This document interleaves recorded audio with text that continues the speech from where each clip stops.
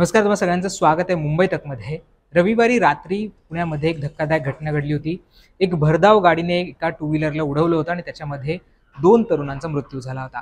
Porsche कंपनीची car होती आणि जवळजवळ 150 ते 200च्या स्पीडने ही गाडी पुण्यातल्या कल्याणनगर भागामधून चालली होती आणि त्या गाडीने टू व्हीलरवर चाललेल्या एका तरुणीला धडक दिली आणि ही धडक इतकी जबरदस्त होती की त्या टू व्हीलरवरील जी तरुणी होती ती जवळजवळ 10 ते 15 फूट उंच उडाली आणि त्यानंतर रस्त्यावर कोसळून तिचा जागीच मृत्यू झाला होता। तो जो तरुण होता त्याचा सुद्धा त्याला जेव्हा हॉस्पिटलमध्ये घेऊन जात होते त्यावेळेस त्याचा मृत्यू झालेला आहे। खरं तर या सगळ्यामध्ये पुण्यामधलं जे पब कल्चर आहे किंवा ज्या पद्धतीने भरधाव गाड्या चालवल्या जातात याच्याबद्दल अनेक प्रश्न विचारण्यात येत आहेत। ही घटना झाल्यानंतर अनेक जे लोक आहेत, जे पुणेकर आहेत, त्यांच्याकडनं आता रिएक्शन्स येत आहेत, ते रस्त्यावर उतरत आहेत।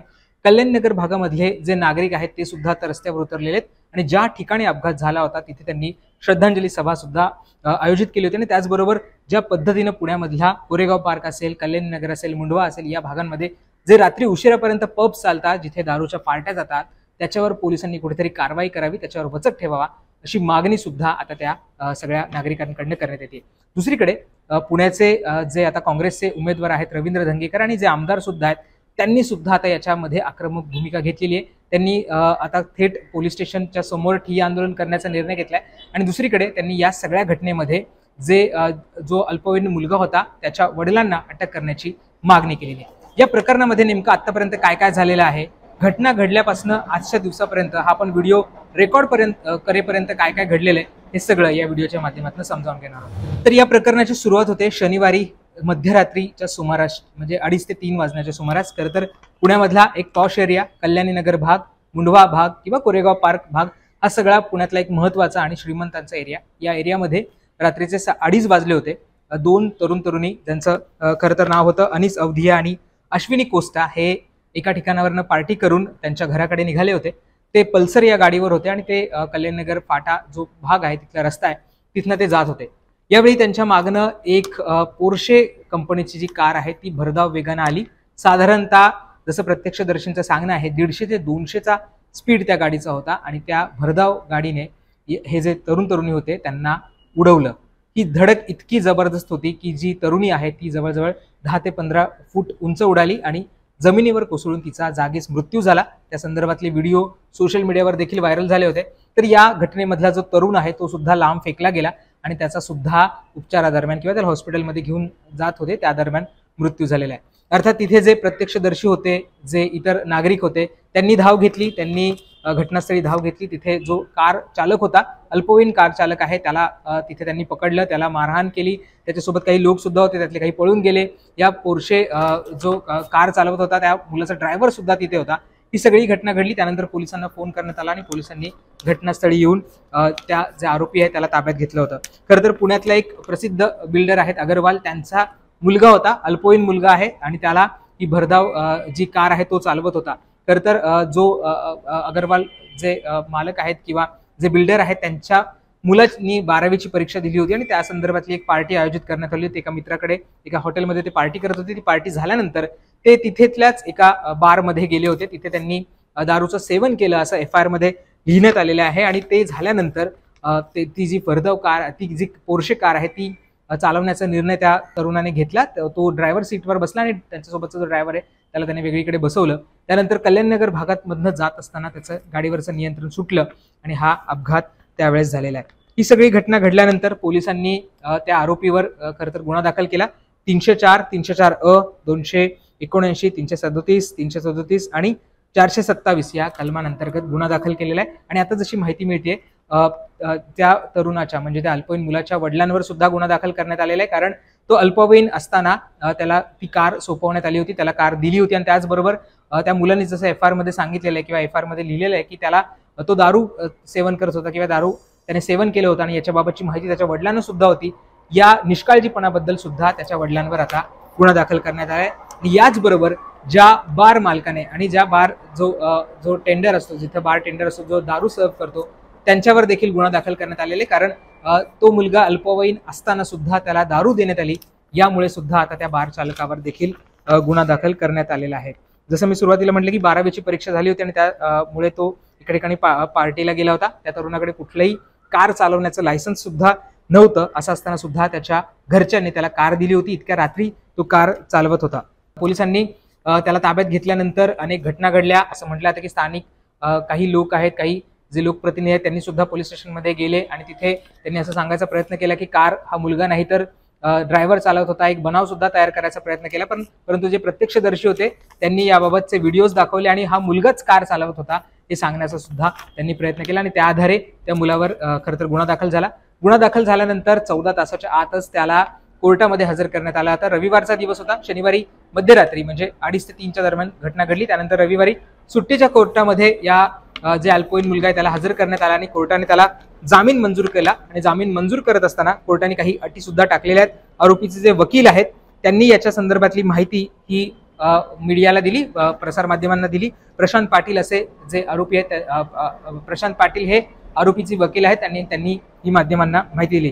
कोर्टाने जामीन मंजूर करताना काही अटी टाकल्यात आणि त्या अटींमध्ये येरवडा ट्रॅफिक पोलिसांसोबत 15 दिवस त्या तरुणाला, त्या अल्पवयीन मुलाला काम करायचंय. त्याचबरोबर अपघातावर त्याला निबंध देखील लिहायचा आहे. दारू सोडण्यासाठी डॉक्टरांकडून त्याला उपचार घ्यायचे आहेत आणि त्याचबरोबर मानसोपचार तज्ज्ञांकडून देखील काउन्सिलिंग घ्यायचं आहे. असं ह्या अटी हे कोर्टाने त्याला जामीन मंजूर करताना घातलेले आहेत. खरं तर ज्या वेळी अपघात झाला होता त्यावेळेस खरं तर रात्री 2:30ची ही वेळ होती आणि त्या गाडीला नंबर प्लेट देखील नव्हती. महागडी गाडी होती. जवळजवळ 5 कोटी रुपयांची ही कार आहे आणि इतकी महागडी गाडी अग्रवाल यांनी त्यांच्या मुलाला चालवायला दिली होती, त्याच्या ताब्यात दिली होती. ड्रायव्हर जरी सोबत असला तरी त्या मुलाने ती कार चालवायला घेतली होती. त्याच्याकडे कुठच्याही प्रकारचं लायसन्स नव्हतं. अल्पवयीन असल्यामुळे त्याला दारू सुद्धा पिणं हे बेकायदेशीर आहे हे सगळं माहीत असताना सुद्धा त्याला पब्समध्ये जाऊ दिलं, त्याला पार्टी करू दिली. असा सुद्धा ठपका आता त्यांच्यावर पोलिसांनी ठेवलेला आहे. खरं तर आपण जर बघितलं, जसं मी सुरुवातीला उल्लेख केला की विमाननगर असेल, कल्याणनगर असेल, मुंडवा हा जो पुण्यातला भाग आहे, उच्चभ्रू भाग आहे. IT कंपन्या इथे मोठ्या प्रमाणावर आहेत आणि त्यामुळे ITN सुद्धा इथे मोठ्या प्रमाणावर आहेत. इथल्या भागांमध्ये पब्स असतील, बार्स असतील, हे सुद्धा मोठ्या प्रमाणात तयार झालेले आहेत, वाढलेले आहेत आणि रात्री उशिरापर्यंत म्हणजे जवळजवळ मध्यरात्री सुद्धा हे बार सुरू असतात. इथल्या स्थानिकांनी वारंवार याच्या बाबतच्या तक्रारी केलेल्या आहेत. मोठमोठ्याने साऊंड वाजवणं असतील, बारमधली भांडणं असतील, बाहेर सुद्धा मोठ्या प्रमाणात रस्त्यावर हे सगळे जे तरुण तरुणी तिथे बारमध्ये येत असतात, पब्समध्ये येत असतात, त्यांचा धिंगाणा सुरू असतो आणि याच्या बाबत ज्येष्ठ नागरिक असतील किंवा स्थानिक असतील यांनी वारंवार पोलिसांकडे तक्रारी केलेल्या आहेत. परंतु जुजबी कारवाई करण्यापलीकडे पोलिसांनी फारशी कुठली कारवाई या बार मालकांवर किंवा पब्सवर केलेली आपल्याला दिसत नाही. आणि त्याचमुळेच जे कल्याणनगरचे नागरिक आहेत किंवा कोरेगाव पार्कचे नागरिक आहेत ते सुद्धा अनेकदा संतप्त झालेले आहेत. त्यांनी निवेदन सुद्धा पोलिसांना दिलेले. असं असताना सुद्धा कुठलीही कारवाई या बार मालकांवर किंवा बार चालकांवर करण्यात आलेली नाहीत. रात्री उशिरापर्यंत, मध्यरात्री देखील राजरोसपणे हे सगळे बार सुरू असतात. ही सगळी घटना झाल्यानंतर कल्याणनगरचे सगळे जे रहिवासी आहेत त्यांनी खरं तर एक मार्च काढला. ज्या ठिकाणी अपघात झाला तिथे त्यांनी श्रद्धांजली सभा आयोजित केली आणि तिथे सुद्धा या सगळ्या घटनेचा त्यांनी सगळा निषेध केलेला आहे आणि त्यांनी म्हटलेले की वारंवार तक्रारी करून सुद्धा पोलिसांकडनं कुठलीही कारवाई या सगळ्या बार किंवा पब्सवर केली जात नाही. यामध्ये आता रवींद्र धंगेकर जे काँग्रेसचे लोकसभेचे उमेदवार होते आणि आमदार सुद्धा आहेत कसब्याचे, त्यांनी आवाज उठवलेला आहे. याआधी सुद्धा त्यांनी अनेकदा या सगळ्या पब्स चालक असतील किंवा रात्री उशिरापर्यंत हे पब सुरू असतात याच्याबाबत आवाज उठवला होता. पुण्यामध्ये ज्या पद्धतीने ड्रग्सचं सेवन चाललं जातं त्याच्याबद्दल सुद्धा त्यांनी आवाज उचलला होता आणि आता त्यांनी थेट ज्या पोलीस स्टेशनमध्ये ही घटना रजिस्टर झालेली आहे, पोलिसांनी योग्य कारवाई केली नाही असं धंगेकरांचं म्हणणं आहे. जी कलमं लावायला हवी होती ती सुद्धा लावण्यात आलेली नाहीये. जो तरुण खरंच अल्पवयीन आहे का याच्याबाबतची कुठली चौकशी करण्यात आलेली नाहीये. या सगळ्यामुळे आता त्यांनी निषेध म्हणून येरवडा पोलीस स्टेशनच्या समोर आता ठिय्या आंदोलन करण्याचा निर्णय घेतलेला आहे आणि त्याचबरोबर ते पोलिसांना निवेदन सुद्धा देण्यात आणलं आहे. त्याचबरोबर रवींद्र धंगेकर यांनी एक ट्विटरवर पोस्ट देखील लिहिलेली आहे आणि त्याच्यामध्ये त्यांनी काही प्रश्न उपस्थित केलेले आहे आणि त्याचबरोबर जे अग्रवाल आहेत ज्यांनी मुलाला कार चालवायला दिली होती त्यांच्यावर देखील गुन्हा दाखल करून त्यांना अटक करण्याची मागणी ही रवींद्र धंगेकर यांनी केलेली आहे. रवींद्र धंगेकर त्यांच्या पोस्टमध्ये नेमकं काय म्हणतात हे आपण थोडक्यात पाहूयात. ते म्हणतात, कल्याणनगर मधील घटनेत कठोर कारवाई झाली पाहिजे म्हणजे परत कोणी पैशावाल्याची औलाद अशी मस्ती करणार नाही. या घटनेतील दोषी पुण्यातील बांधकाम व्यावसायिक विशाल अग्रवाल ज्याने मुलाला ही अलिशान गाडी चालवण्यास दिली, या विशाल अग्रवालला तातडीने अटक झाली पाहिजे. अल्पवयीन मुलांना दारू विकणाऱ्या मुंडव्यातील कोसी रेस्टॉरंट, मेरिएट सूट्स मधील ब्लॅक पब, बार पब या सर्व पब मालकांवर देखील अटकेची कारवाई करत हे पब कायमस्वरूपी बंद केले पाहिजेत. येरवडा पोलीस स्टेशन मधील विकली गेलेली कायदा व सुव्यवस्था, ज्यांनी अगदी किरकोळ कलमे लावून मुलाच्या जामिनासाठी रेड कार्पेट टाकून दिले, पैशाच्या जीवावर दोघांना किड्यामुंगीप्रमाणे चिरडणाऱ्या या मुलाला पोलीस स्टेशनमध्ये बिर्याणी आणि पिझ्झा आणून खाऊ घातला, या पोलिसांवर कारवाई करत येथील अधिकारी कर्मचारी निलंबित केले पाहिजेत। ही घटना एवढी भयानक होती की मागे बसलेली अश्विनी कोस्टा सुमारे 10 ते 15 फूट हवेत उडून खाली पडली। डोक्याला मार लागल्याने तिचा जागेवर मृत्यू झालाय। अनिस अवधिया देखील गंभीर जखमी होऊन तडफडत पडला होता। त्याची हालचाल बघून काही तरुणांनी त्याला उचलून एका रिक्षामध्ये टाकलं आणि नगर रोडवरील सह्याद्री हॉस्पिटलमध्ये नेलं, परंतु हॉस्पिटलमध्ये पोहोचण्यापूर्वीच त्याचाही मृत्यू झाला।